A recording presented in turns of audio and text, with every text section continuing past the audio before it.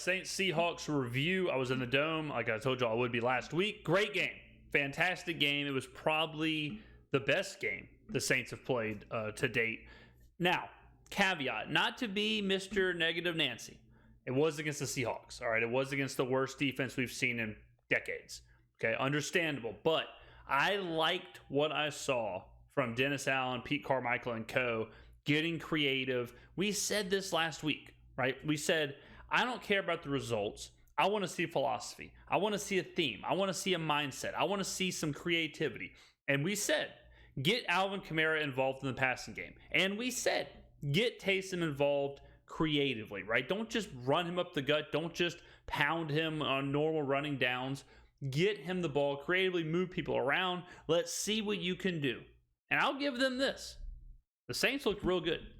The Saints offense looked real good. I caught myself in the stands. Now, I'll also say this.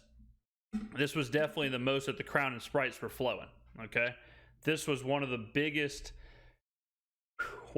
Crown and Sprites performances maybe of the year. But before, took a long walk, went to Pythian Market, got me a little mimosa to get my mind right, watched the end of the Giants-Packers game. Packers blew up all my teasers, walked to the Dome, Bloody Mary, boom, a lot of Tabasco right into the Crown and Sprites. The chicken fingers, french fries saved my life. But great game day. The Seahawks defense is terrible.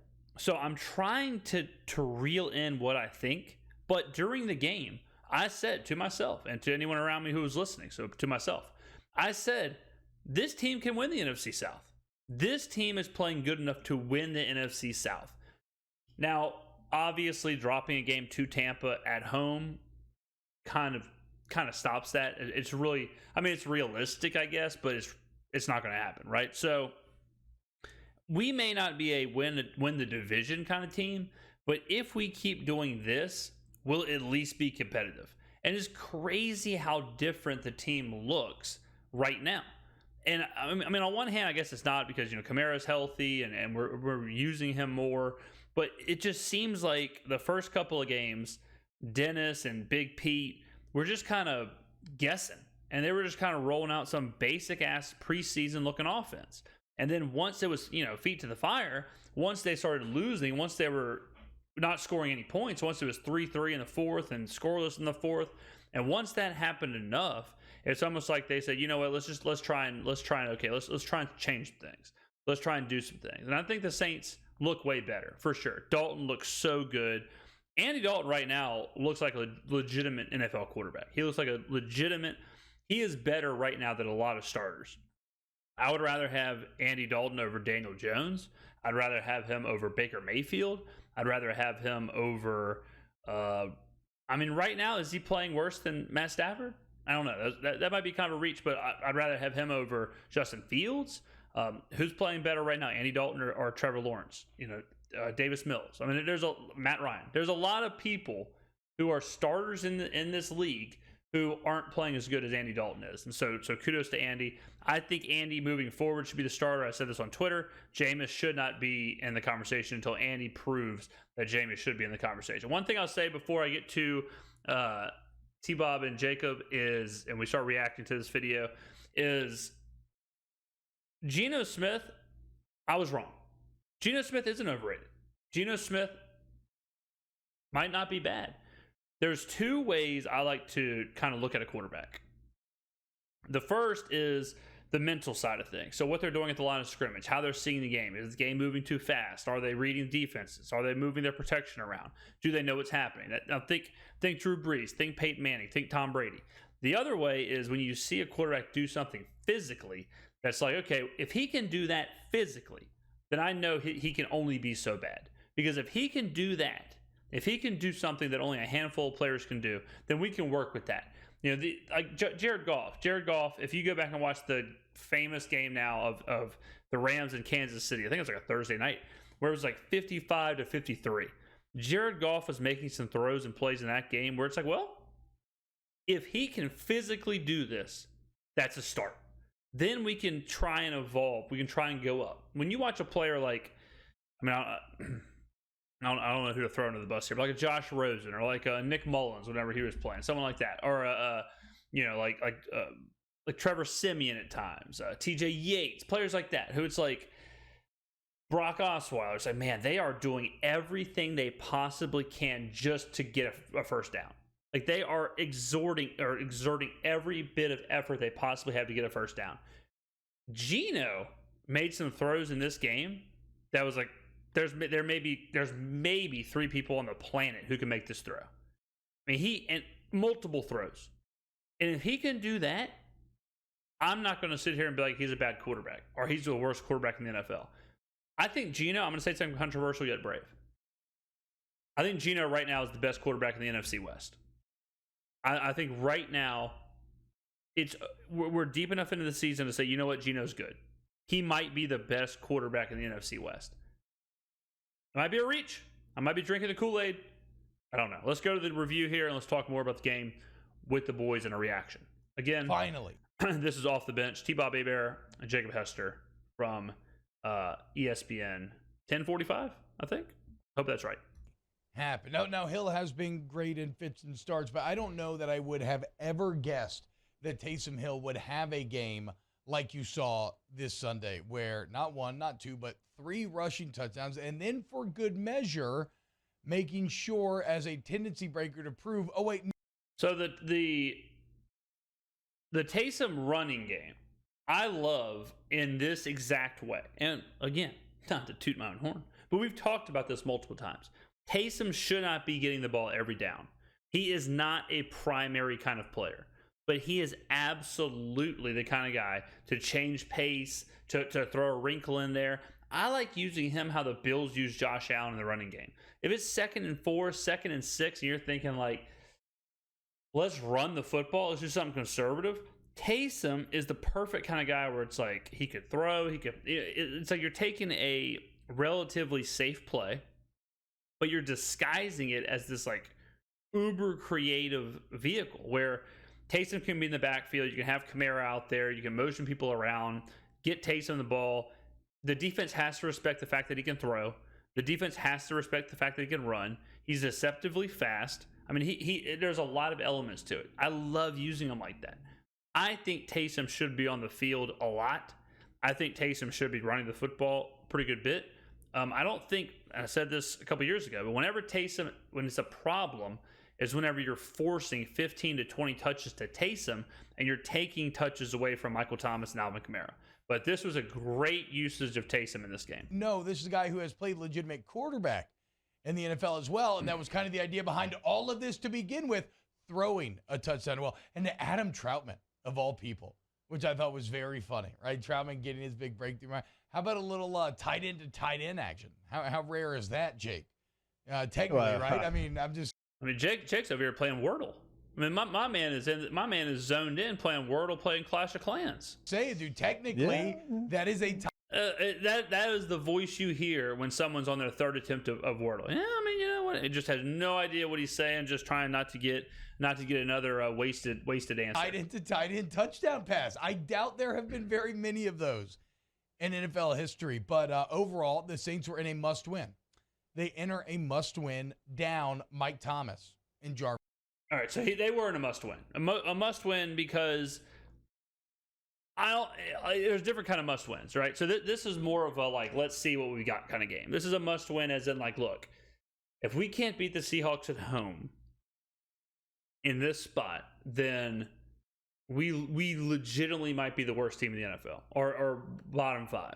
You know, if you lose in this spot, you know exactly who you are. It's must-win in that setting. It's not must-win as like making a chase for the playoffs or making a chase for the NFC or anything like that. It's a must-win just strictly to know like who we are, strictly to know what you have moving forward. And now I think the Saints know who they are moving forward. I think they know who they are, what they want to do in offense, what they want to do, you know, with the ball, whose hands they want to get it in. And now it's, can they string that together 2 times in a row?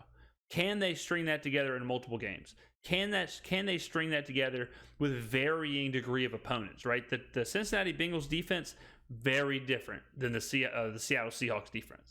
Jarvis Landry during the middle of the game, Chris Olave goes down, even though he was spectacular. And I do want to talk about that catch specifically because there's a lot to break down there. Olave's been really good. Despite all of that, Andy Dalton and this offense, shout out Pete Carmichael, credit where credit is due, criticism and criticism's due.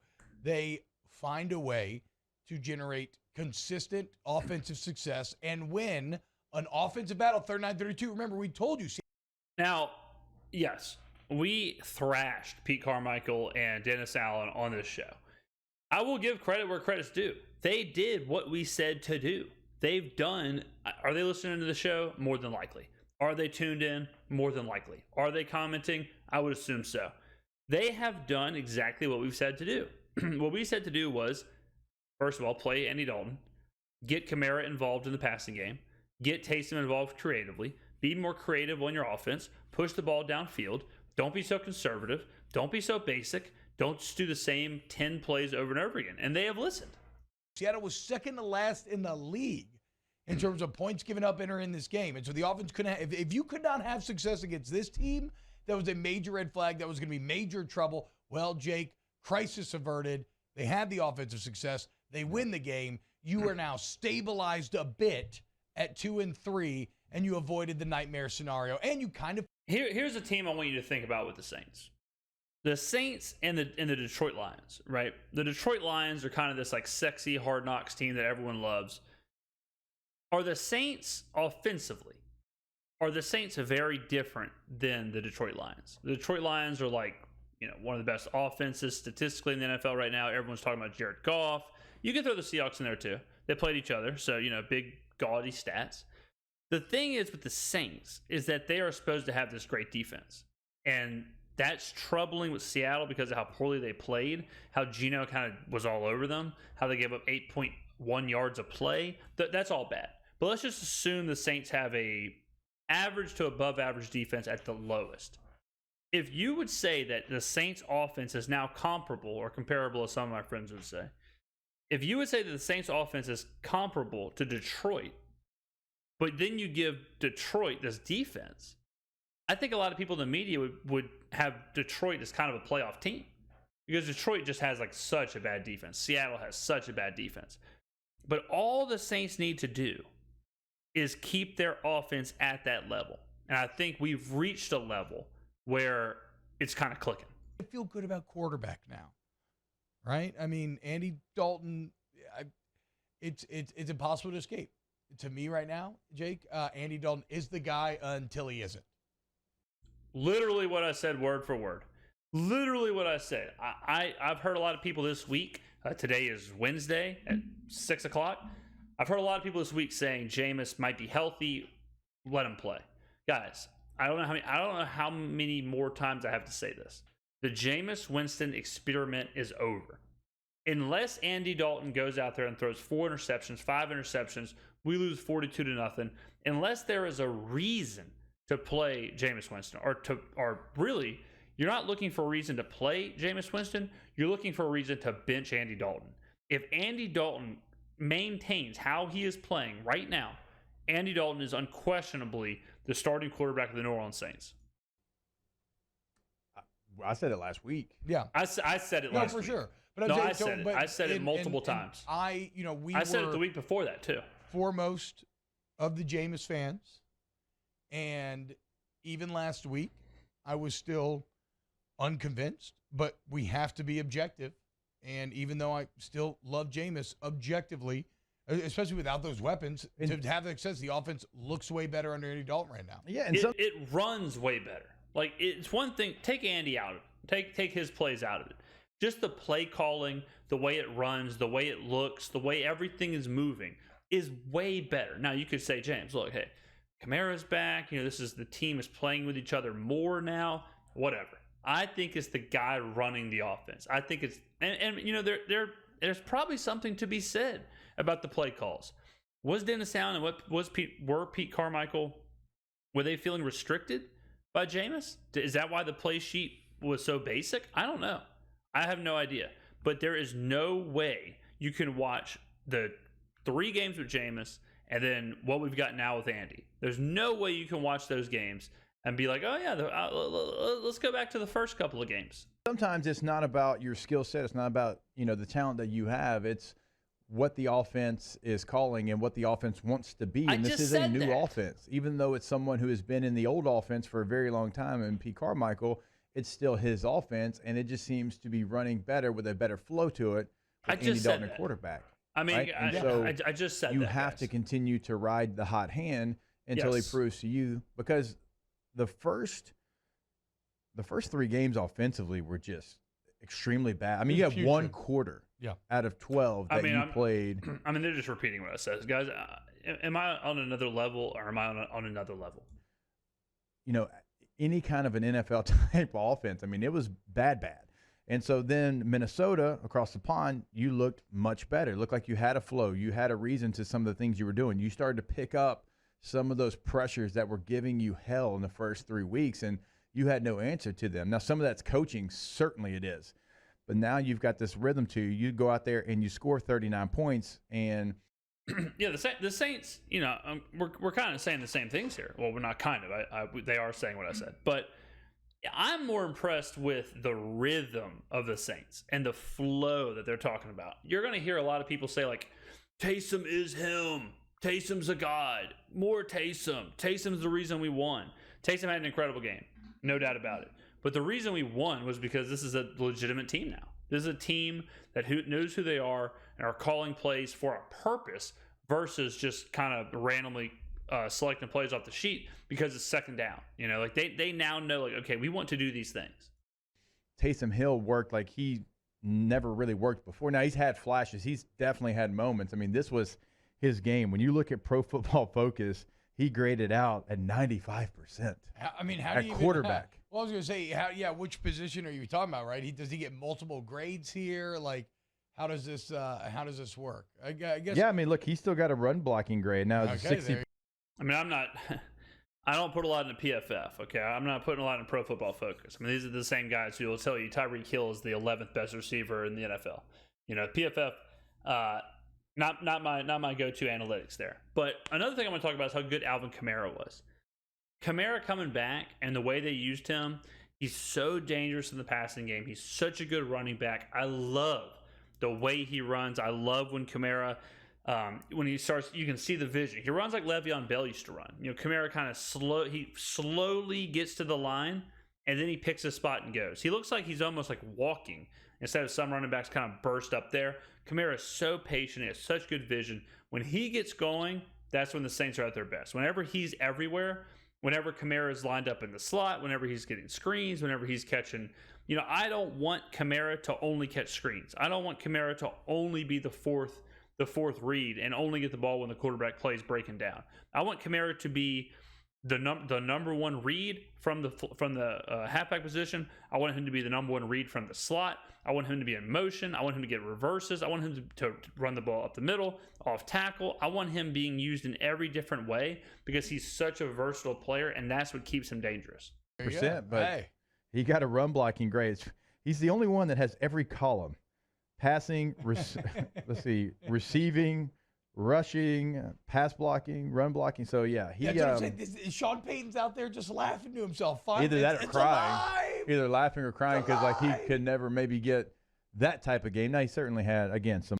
I mean, I don't know about that. Sean Payton, the Atlanta game when Taysom started at quarterback was the Sean Payton chef's kiss. Like Sean Payton created Taysom Hill. There's no doubt about it. Sean Payton, this is his Frankenstein monster. So I don't know. I don't think this is Taysom's best game. I think it's one of his best games. But I think Taysom has had moments like this in the past for sure. And that's who he is. He's your guy who's hitting in the lineup, who he may hit 190, but when he shows up, he'll go 4 for 4 with 4 bombs. The moments. But so when you look at the offense, like Andy Dalton, 75% grade. All right, that's about probably what you thought watching the tape. Yeah. Right? Not great, not game-changing, but he's doing enough within the offense for it to be an offense that can continue to move the football, make plays, and score and answer when they have to answer. You may hear a lot of people say Andy's kind of a game manager. Here's a little stat for you. This week, Andy Dalton had the most attempts of an aggressive throw. So basically, this is the most attempted throws in a tight window. You can call it whatever you want, reckless, aggressive, taking shots, whatever verbiage you want to say. The point is he is not picking like easy little baby safe throws. He's not checking down. He's not captain check down. Andy Dalton is going for it. Andy Dalton is slinging it. I mean, Andy Dalton is playing football. I'll tell you what Andy Dalton's doing. Andy Dalton's trying to become a starting quarterback. Andy Dalton is not just managing this offense.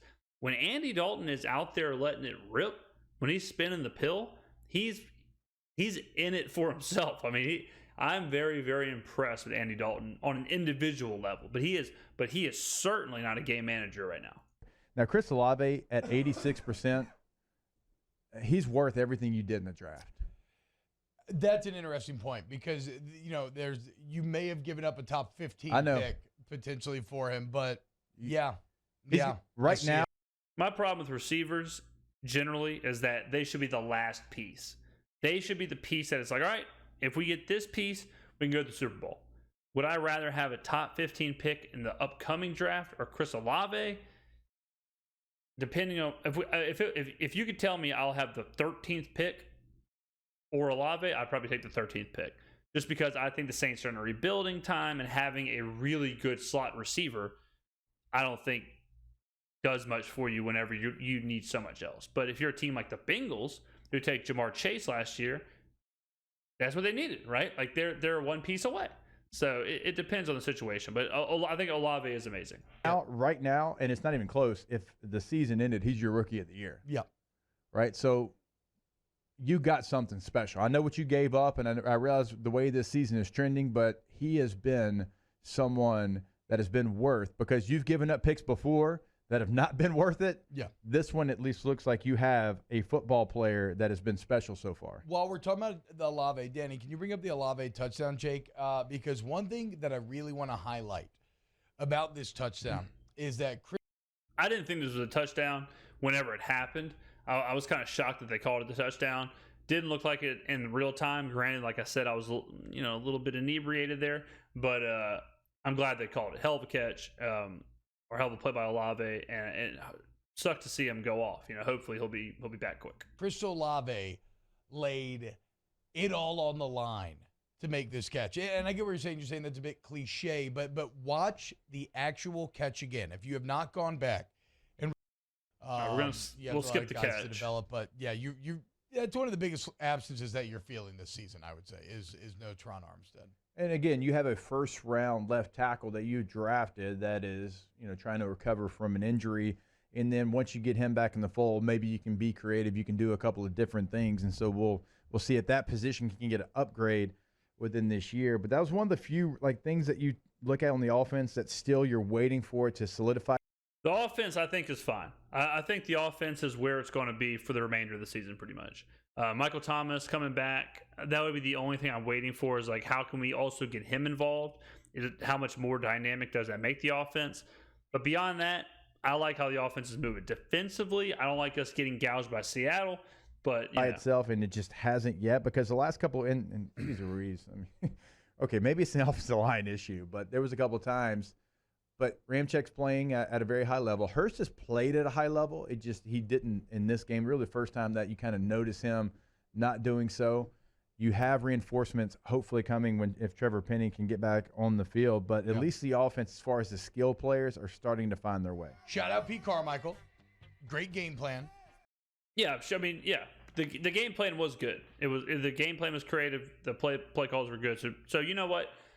I will swallow my pride. Shout out Pete Carmichael. Right? Yeah. And we have criticized Pete Carmichael, and we felt like it's been really bad. Well, today was absolutely. And it could be a function of personnel. I do think that Dalton is better suited to take advantage of some of the screen game and other things that the Saints have always wanted to do that maybe Winston has struggled with. Look, the bottom line is we said we wanted to see Alvin Kamara get the touches. Yes. And you would be rewarded. And Alvin Kamara got the touches and rewarded. And we were 23 rewarded. carries, 103 yards, 6 catches for 91 yards. That's that guy.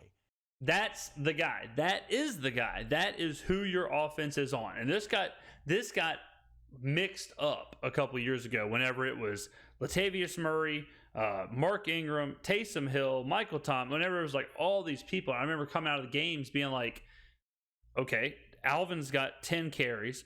Latavius has 10 carries. Taysom has 7 carries. Like, we're doing 2 reverses with whoever, Traquan or whoever. Why is the best player on the field only getting 10 touches? I said this a lot, but Sean Payton sometimes coached like there were 6 quarters in the game. Like it was almost like there wasn't enough time for what all he wanted to do. I would take my box would go to I'm trying to check off first. Get Alvin Kamara touches. Get Alvin Kamara involved. If Alvin Kamara is involved, then you can do the rest of your stuff. But I would not move on to the rest of your stuff without getting him involved. He is the franchise. He is your guy. He is the engine. He is the man. He's the king of the city. Get him involved in the running and passing game. The passing is so important. I would have 6 receptions is a good baseline, but I don't want to see it at like 8 receptions a game. I want to see him way up there. I want to see him 8 receptions, 10 plus targets, 15 to 20 carries.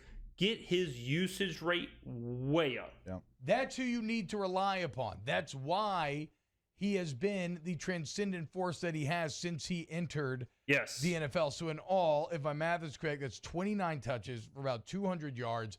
That's excellent. That's exactly. And then obviously, why I say shout out Carmichael is because then you throw in the added wrinkle of all the Taysom Hill stuff, which worked to perfection. And when we talked about this on here, people were bitching about Latavius going to Denver, and people were like, oh, I can't believe Latavius is going to Denver.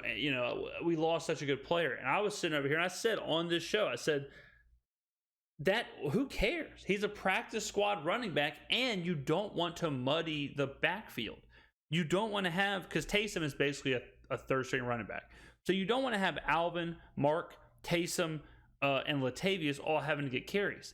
You want a shallow running back room because you have so many other people who can touch the ball. And by so many other people, I mean Alvin can touch it at wide receiver or running back. Taysom can touch it at wide receiver or running back. Mark can touch it at running back. He can also catch the football. You've got Olave. You got Thomas. Like there are a lot of people that need to get their hands on the football. So I think a shallow room is great because it forces them to utilize Kamara more. And you're down players. You're down offensive weapons, okay? So you have a couple of options. You can try to be the smartest guy in the room, and you can try to not give it to your best player because you think the defense is keying on that player, or you can say, this is my best player. Yeah. I'm going to that's what we've been saying is that you have a good coach can get the ball into the hands of the best player. Everyone knows Christian McCaffrey is going to get the ball. Everyone knows Tyreek Hill is going to get the ball. Everyone knows Nick Chubb's going to get the ball, right? It's up to the coach to be able – everyone knows Cooper Kupp's going to get the ball.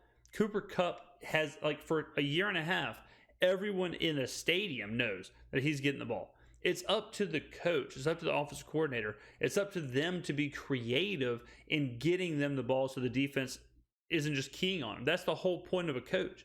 That's why when I was saying that – Kamara up the gut or Kamara just halfback ISO, halfback ISO, halfback ISO. That doesn't do it because that's what they're expecting you to do. So you have to get inventive with how you get these guys the ball. Now, that doesn't mean double, triple, quadruple, reverse every play, but it means sprinkling in some of the stuff and moving players around. The one thing that I would say that I was not happy with Carmichael in the stands or Allen, I'm kind of throwing them in together because I'm not sure who's really doing this stuff. I'm not behind the scenes, but I was saying, sometimes, and he kind of started doing this in the second half, but I wanted to see more movement during our running plays because if Kamara's back there and Kamara's running the ball, I'm all for motioning Taysom or motioning Olave or moving someone around, just forcing the defense to respect something because there's so many weapons on this team that you don't want to give them a play off. You don't want to give them a look where the defense can say okay, this is just Kamara up the gut. I want to see Kamara and Ingram on the field at the same time. I want to see Kamara, Ingram, and Taysom on the field at the same time. I want to see stuff like that. I want to see weird movement and weird looks for what would normally be a pretty basic running play. Give it to him because if I lose, I'm going to at least know that I gave my best offensive player that's available the football as many times as I could. Well, and you know what yesterday reminded me is how much I have missed the Alvin Kamara steady cam running style Yes. where his upper body, it's like watching a movie where they're filming, they're like riding a Jeep, but the camera's just completely still. Like his upper body just doesn't move from its. And that's what we were talking about with that like super patient running style where his upper body is almost like politely navigating through a room, and his lower body is just like busting total ass. I mean, that's how he runs. He runs like if I'm trying to get across the room at like a formal event and I'm sliding through people, tapping shoulders, excuse me, ma'am, swiping wallets left and right. But my lower half is just running over tables. It's flat plane. But then some of the jukes that he put on, they're just so smooth and so easy. Like when he slipped through the crack on the left side that one time, it's a sight to behold when Kamara's in the zone like he was yesterday. Shout out Al Woods. How about it, dude? Al Woods, I mean, Look at my man right there in the still middle. holding it down. I know the Seahawks defense was nothing to write home about today, but it wasn't Al Woods' fault. Al Woods is a beast, captain of the Seahawks, former LSU. And he wanted this one a little bit, dude. Oh, yeah. I mean, you don't. 4th round pick, you get released Yes. out of training camp as a 4th rounder, and then you go and play a bazillion years afterwards. Yeah, this Your is a hometown team. decade. The guy's been in the league for a decade now, and he wanted to get one back on his old boys. Great job by Al Woods. Sticking with the Seahawks real quick, Jake. I can only say this because the Saints won, and so there's no anger or frustration. Yeah, if you're going to say Geno Smith was good, I can already see this coming because Geno Smith was good. And if Geno Smith would have beat us, I would be pissed. I'd be sitting here saying, I can't believe we lost to Geno Smith. I can't believe we let Geno Smith come in here and do this. But I'll be the first one to tell you, I was very impressed with Geno Smith. I was very impressed with some of the throws. He had a couple throws where he rolled out, threw it across his body, and teardropped it over a defender. He did that twice. That was the first touchdown pass he threw, and later in the game, he did the same thing. So I'm going to predict that my boy's going to say Geno is really good. There, but the Geno Smith comeback continues to be a pleasure to see. Oh, I love it. I actually do love it. For I don't know anybody- Geno. I don't know. I Yes. never met him. Don't know him. But I love the fact that when you are in the league this long, T, and you Yes. get a chance, it's like you get to validate everything you've probably been saying. Like, man, if I just had a chance, Yep. like on a real football team and not the ones. This is the last thing I'll say about the game, but or this isn't really about the game, but I think with Geno, it just gives more evidence and more validation to the idea that these like top tier quarterbacks, because Geno coming out of college, coming out of West Virginia, was a top tier quarterback, and he slid a little bit, but at one point he was talked about being first overall pick, top 10 pick.